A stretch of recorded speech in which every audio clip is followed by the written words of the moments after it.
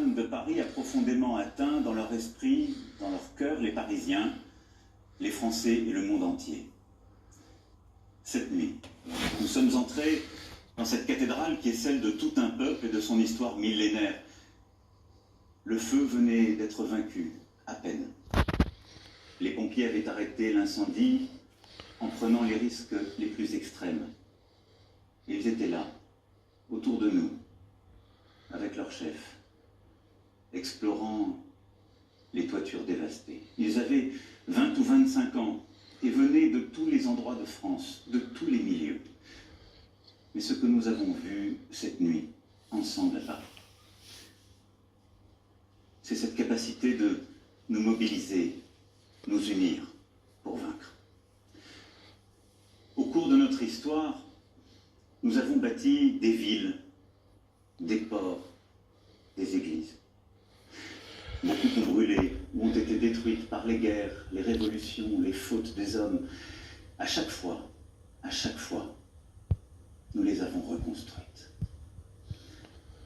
L'incendie de Notre-Dame nous rappelle que notre histoire ne s'arrête jamais, jamais.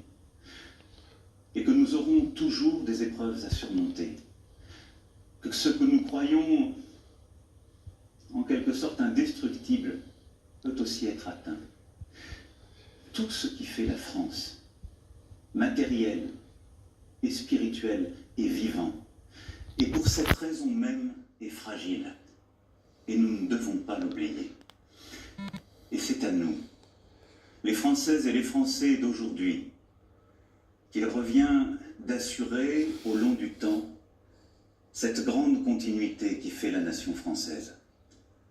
Et c'est pour cela que ce soir, je voulais, de manière directe, m'adresser à vous, parce que c'est notre devoir aujourd'hui, et c'est celui qu'il nous faut avoir en tête, rien de moins.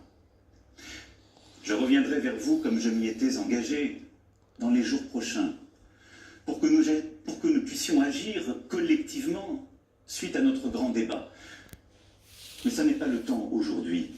Demain, la politique et ses tumultes reprendront leurs droits, nous le savons tous.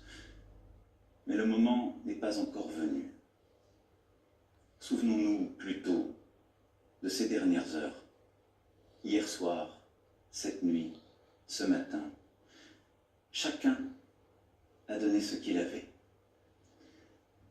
Les pompiers ont combattu au péril de leur vie avec héroïsme.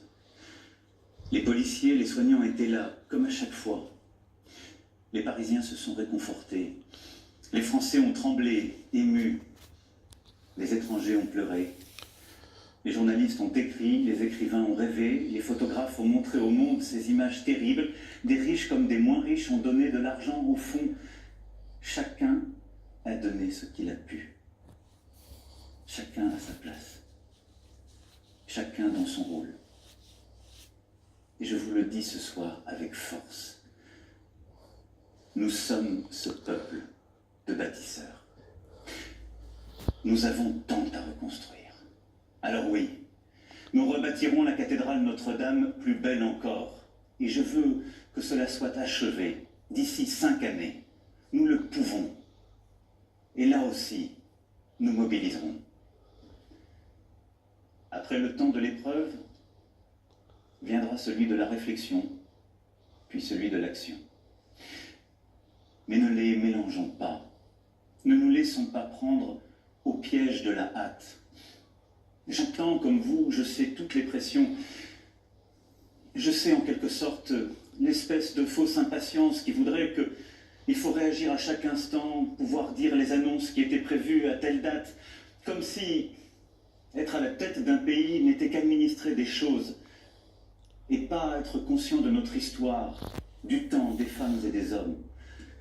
Je crois très profondément qu'il nous revient de changer cette catastrophe en occasion de devenir tous ensemble, en ayant profondément réfléchi à ce que nous avons été et à ce que nous avons à être, devenir meilleurs que nous ne le sommes.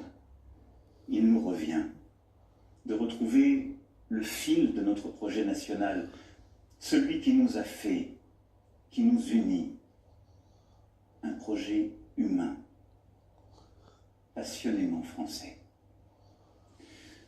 Françaises, Français, et vous tous, étrangers qui aimez la France et qui aimez Paris, je veux vous dire ce soir que je partage votre douleur, mais je partage aussi votre espérance.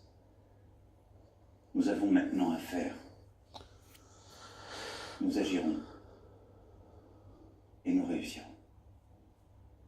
Vive la République!